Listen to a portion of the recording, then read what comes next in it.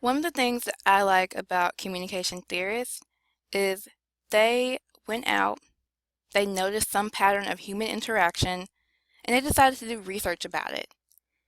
They looked and said, hey, this is something that keeps happening in human interaction. And then they wrote about it and developed theories and developed different concepts and ideas. This was the case for communication scholars such as Mark Knapp and Anita Vangelisti. They, through their work, developed what is now commonly known as Knapp's model of relationship development and deterioration. Now, Knapp and Vangelisti never intended for these stages of development and deterioration to be solely romantic. However, you're going to see a lot of correlation towards romantic relationships. But also be aware that friendships also develop in similar patterns and deteriorate in similar patterns. So, if we were to give an overview of the development side of Knapp's stages, we see first, the relationship starts at initiating. And then we move to experimenting, followed by intensifying, integrating, and lastly bonding. Be aware that sometimes people don't always fall in these stages. With issues such as friends with benefits, you may initiate, you may experiment, you may intensify, but you may stop there. Or you may jump into deterioration.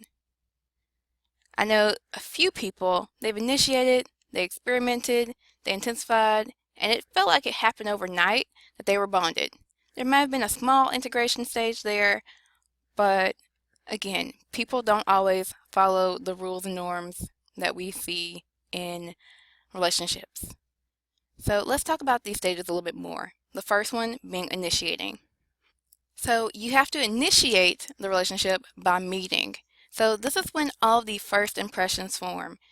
If you've heard the phrase that you only get one chance to make a good first impression, initiating is where this is most important.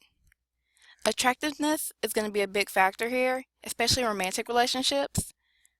Physical attractiveness will be more than likely to pull one party to meet the other party. Responsiveness is also a huge factor. If you're talking to someone and you click and it just seems to work, they're responsive to you, you're more likely to develop that relationship. But if they're not responsive, if they act like everything that you say is super boring and there's no reason to keep listening to you, you're probably going to say, okay, that was a nice conversation, bye, and never see that person again. Overall, your first impression of how that first meeting went will decide if your conversation will continue and even if the relationship as a whole will continue. After initiating is experimenting. Now this is the getting to know you stage. You're still finding out all the small things about that person, whether it be their favorite color, what they like to do on the weekends, what's their job, maybe where they're going to school. Most relationships stay here. Think about all the people in your life. Most of those people are probably acquaintances. It means you reached this experimenting stage, you got to know each other, have some small talk, and you may have realized, well, that's about as deep as I want to go with this person. It could even be that while this person is a great person, the click that you had that first meeting isn't there anymore. Maybe you have differing values that just make it really hard to go deeper into a friendship or romantic relationship. But if you get past experimenting, the getting to know you phase, you are headed towards intensifying. At this stage, there's an increase in commitment and involvement. So it's not just, oh, that's an acquaintance. No, that's now your friend. In a romantic relationship, you're probably either at the entering stage of being the boyfriend, being the girlfriend, or you're almost there if you're still talking to each other in a romantic sense. The main thing you realize in intensifying is that there's a lot more self-disclosure. And that self-disclosure is no longer just the surface things, such as favorite food and favorite thing to do on the weekend, but it's going to be a lot deeper, such as your favorite childhood memory, or even some of the icky things we don't like about ourselves. In some ways, you are testing your commitment. You see, can they handle the things that aren't so pretty, the things that make me who I am, but I don't really share that with anyone. Additionally, you may test commitment by hanging out with your friends one weekend and saying, you know, we've been hanging out a lot. I'm going to go chill out with my friends this weekend. If you can go chill out with your friends and come back to that relationship and it's still going well, you know that to some degree that you're pretty committed to each other. This may also be around the time in the relationship where the words I love you pop up. Another factor of intensifying is going to be more we language. So it's no longer I'm going to the movies this weekend. Would you like to join me? It will now be we should go to the movies this weekend. Additionally, because of this more comfortable we language talk, there may be some nicknames, there may be some terms of endearment. I think the most common term of endearment that's being used right now is bae. So you can say, that's bae. That's a signifier of the fact that you are now in an intensifying stage. After you've intensified, if the relationship is still going strong, there's going to be some integration. It's not just you two see yourselves as a couple, other people also start seeing you as a couple. They kind of expect to see you two together. Even with your friends. I know that in college, one of my friends and I would hang out so often that when I was not with her, people would say, hey, how's Terry? And I said, she's fine. Thank you for asking about me. But they just understood that we were going to be around each other at some point soon, and so they wanted to know about her as well. In this stage, there's usually going to be a very strong mutual commitment. It's not the same as I'm giving myself completely to this person, but you both want to make this work. Additionally, artifacts such as tokens may be given. Everything from rings, pins, pictures, your jacket. Now this person has a physical reminder of you in some way. After integrating comes bonding. This is a public announcement of the commitment. In most cases, this can be engagement and marriage in a romantic relationship. And because I had my students think of ways this could also work in a friendship, someone said, well, BFF, best friends forever. Or as one person called it, lifetime buddies. Now, while some relationships get to the bonding stage and stay there forever, not all relationships are going to stay in a process of development and maintenance. Some are going to start to deteriorate. And this shows us the other half of Knapp's model.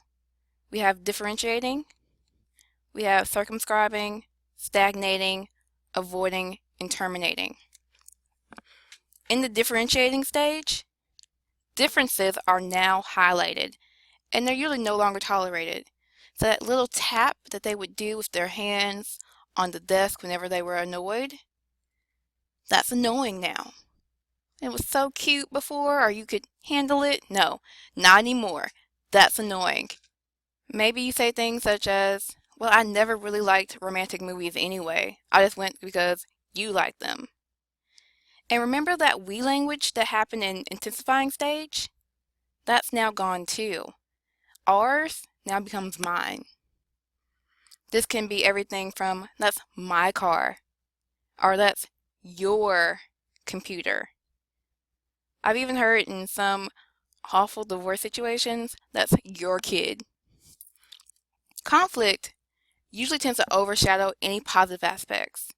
Even if they took out the trash, something that you wanted them to do forever, you're in such a big conflict, you don't even notice the positive things that are being done.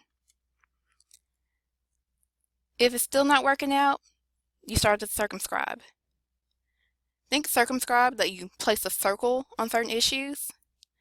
There's boundaries that maybe you don't talk about certain topics anymore. You don't talk about money because that's a hot button issue. Or maybe you don't talk about that issue of infidelity. And because there are certain boundaries on certain topics, information exchange is generally reduced. You may not want to share what happened today with your partner anymore. And there's going to be a lack of amount and even depth of self-disclosure. Then there's stagnating. At this point, you're at a standstill. This is what you think of as being in a rut. Just like stagnant water, it doesn't move, and after a while it starts to grow mold and get dirty and dank. This is exactly what's happening to the relationship. Your verbal and your nonverbal communication is generally going to be planned. You go through the motions, you have that same old conversation that you always have, but there's no real feeling behind it. You say, I love you, but those are just empty words now. You hug, but that's a hug because you always hug. At this point, it's a lot harder to reconcile because you're not really having communication that's from the heart. If it still is not working out and you haven't figured out a way to get back where you were, there's going to come some avoiding. At this stage, either you're getting physical and or even emotional distance from that person. You wake up a little bit early so you don't have to encounter that person, or you walk the long way round. You are at dinner, but you're on your cell phone because you don't want to have to emotionally engage with this person. Most of the times, if you hit avoiding, the end is in sight and there's very little hope for reconciliation. Lastly, comes terminating. You guessed it, yes, it's the end of the relationship. For the most part, your interactions are now going to be self-centered. You don't really care about making sure that person feels comfortable and safe and warm.